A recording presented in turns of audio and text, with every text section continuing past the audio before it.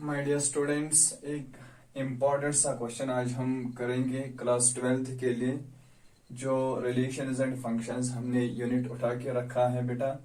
तो क्वेश्चन हमारा है f is a function from natural number to natural number defined by f of n is equal to n plus 1 upon 2 if n is odd. और उसके बाद दे रखा है n/2 if n is even. इसका मतलब ये हुआ कि ये फंक्शन जो है बेटा ये मनी वैल्यूड फंक्शन है। हमें ये चेक करना है state whether the function is bijective just for your answer. अब देख लीजिए ये क्वेश्चन। अब सबसे पहले देखने के लिए हम क्या करेंगे, हम चेक करेंगे ये बाइजेक्टिव है। बाइजेक्टिव के लिए मैंने आपको कहा है कि ये 1-1 भी होनी चाहिए और ऑन टू भी होनी चाहिए, 1-1 एंड ऑन टू।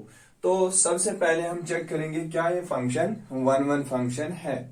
तो उसके लिए हम क्या करेंगे बेटा, हम लिखेंगे for n is equal to 1, n is equal to 1। तो मैं n का वैल्यू 1 दूंगा, बट यहां पे मुझे कंडीशन चेक करनी है। जब मैं n का वैल्यू 1 दे रहा हूं, 1 is itself an odd number, so we have to take the value of function as n plus 1/2। तो इसका मतलब ये हुआ बेटा, आप यहां पे लिखेंगे f ऑफ 1 जो है that is equal to n का वैल्यू 1 देना है, ठीक है। 1 प्लस कर देंगे यहाँ पे 1 अपॉन 2। तो 1 plus 1 that gives 2, 2/2 that is equal to 1। इसका मतलब है बेटा जब हमने डोमेन में कोई एक वैल्यू 1 दिया तो हमारा रेंज जो आता है वो 1 आ जाता है। अब उसके बदले अगर मैं यहाँ पे f ऑफ 2 चेक करता हूं, f ऑफ 2। अब यहाँ पे देख लीजिए बेटा f ऑफ 2 जो है ये इवन नंबर है, लेकिन इवन नंबर के लिए फंक्शन का स्पेसिफिक वैल्यू है n/2। तो इसका मतलब ये हुआ यहाँ पे मुझे लेना है n का वैल्यू मैंने 2 दिया, 2/2 that is again equal to 1। ये मैंने इसलिए क्योंकि n इस वक्त इवन है, 2 इस वक्त इवन है। तो देख लीजिए जब हम डोमेन में वैल्यू 2 लॉग इन करते हैं तो आउटपुट हमारा फिर से यही 1 आ जाता है। अगर आप यहाँ पे गौर से देखेंगे, यहाँ पे भी रेंज 1 आ गया, यहाँ पे भी रेंज 1 आ गया। इसका मतलब है 2 डिस्टिंक्ट एलिमेंट्स, एक 1 था एक 2 है, 2 distinct elements have the same image, उनकी एक ही इमेज है दैट इज 1। एक और एग्जांपल अगर हम यहाँ पे देखेंगे, यहाँ पे बेटा हम लिखेंगे f ऑफ 3 हम चेक करना चाहेंगे 3 की इमेज क्या हो सकती है, ठीक है। तो 3 इसका मतलब है 3 ऑड नंबर है, ऑड नंबर के लिए ये वैल्यू आ जाएगा फंक्शन का, तो ये बनेगा 3 plus 1/2 which gives 4/2 which is equal to 2। तो इसका मतलब हुआ कि जब हम 3 वैल्यू चेक करते हैं तो उसकी इमेज 2 आ जाती है। अब इसी तरह लास्ट देखते हैं f ऑफ 4। अब मैं 4 की इमेज में यहाँ पे चेक करूंगा। 4 जो है वो इवन नंबर है और इवन नंबर के लिए फंक्शन का वैल्यू है n/2, तो ये बन जाएगा 4/2।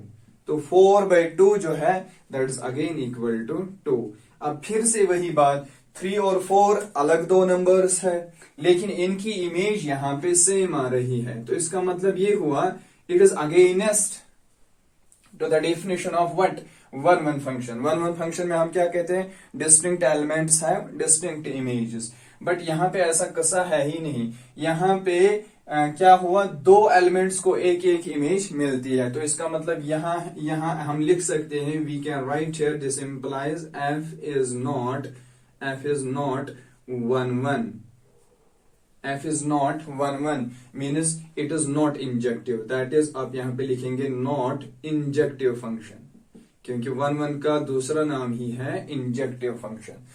तो अगर डिपिक्ट करेंगे ये रिलेशनशिप, हम यहाँ पे मान लीजिए ये हो गया सेट ऑफ नेचुरल नंबर जिसको हम डोमेन यहाँ इंटरप्रेट करेंगे, और यहाँ पे दूसरा सेट हम ले रहे हैं that is again set of natural numbers जिसको हम रेंज में इंटरप्रेट करते हैं।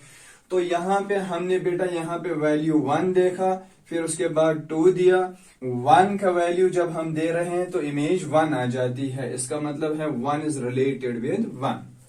ओके और उसके बाद 2 जो है 2 हमने दिया इधर, 2 की इमेज भी यही 1 आ रही, 2 is again related with the same element.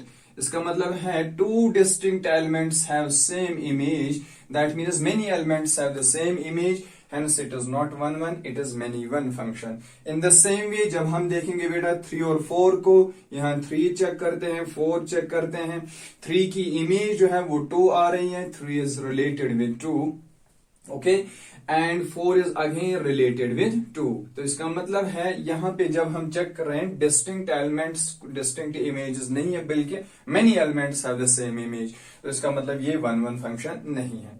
तो हो गया पहला state whether the function is bijective. Bijective में पहला केस आता है 1 1 होनी चाहिए, बट 1 1 तो नहीं आ गई। अब उसके बाद हम चेक करेंगे क्या ये ऑन टू फंक्शन है, जिसका दूसरा नाम है बेटा सर्जेक्टिव फंक्शन। सर्जेक्टिव यहाँ पे अगर आप देखेंगे फॉर सर्जेक्टिव फंक्शन, सर्जेक्टिव के लिए हम क्या कहते हैं, मैं फिर से समझाऊंगा। सर्जेक्टिव के लिए हम बेटा यहां जाते हैं, डोमेन कोडोमेन में जाते हैं। कोडोमेन का हर कोई एलिमेंट जो होगा उसकी यहाँ पे कोई ना कोई प्री इमेज होनी चाहिए। अब जब हम यहाँ पे देख रहे हैं ये सेट ऑफ नेचुरल नंबर्स है, सेट ऑफ नेचुरल नंबर्स में 1 2 उसके बाद 3 आने वाला है, 4 आने वाला है, dash dash dash infinite numbers आ जाएंगे, लेकिन नेचुरल नंबर्स ही होने चाहिए, ठीक है। अब जब हम लॉजिक यूज करेंगे ना, तो यहाँ पे जब हम 1 चेक करते हैं, 1 की प्री इमेज है, अब एक ही नहीं है बल्कि दो प्री इमेजेस हैं, 1 की एक 1 प्री इमेज है और इसी 1 की 2, ये जो 2 है ये इसकी प्री इमेज है। और उसके बाद जब हम 2 एलिमेंट को चेक करते हैं, होनी चाहिए कोई प्री इमेज, चाहे 1 हो 2 हो 3 हो डजेंट मैटर, लेकिन प्री इमेज होनी चाहिए। इस 2 की भी यही 2 इमेजेस है और 3 इसकी भी यहाँ पे प्री इमेजेस 2 एग्जिस्ट होनी चाहिए, लेकिन हमारा क्वेश्चन कहता है कि 1 होना चाहिए कम से कम, तो 1 यहाँ पे भी एग्जिस्ट हो जाएगा, 3 इसकी प्री इमेज भी होगी, 4 इन सारे एलिमेंट्स की यहाँ पे प्री इमेजेस होती है। तो यहाँ पे हम कहेंगे every element in codomain, simple है बेटा, in codomain of f have some preimages in domain of f. अगर यहां पे लिखेंगे फॉर एग्जाम्पल, यहां पे 1 जो है ना, 1 इसकी प्री इमेज जो है 1 and 2, 1 and 2 और द प्री इमेजेस ऑफ 1। तो ऐसा आप लिख सकते हैं, इतना काफी है लिखने के लिए। तो इसका मतलब ये हुआ कि यहां पे आप लिखेंगे which implies F is surjective,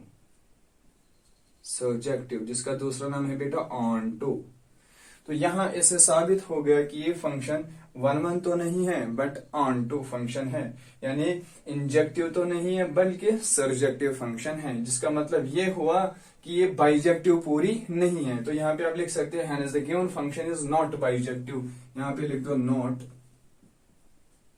not bijective, this is only surjective function but not bijective function. So this was a simple question and it is an important question as per your examination is concerned, and similarly we will upload some other important questions. Till then, take care. Assalamu alaikum.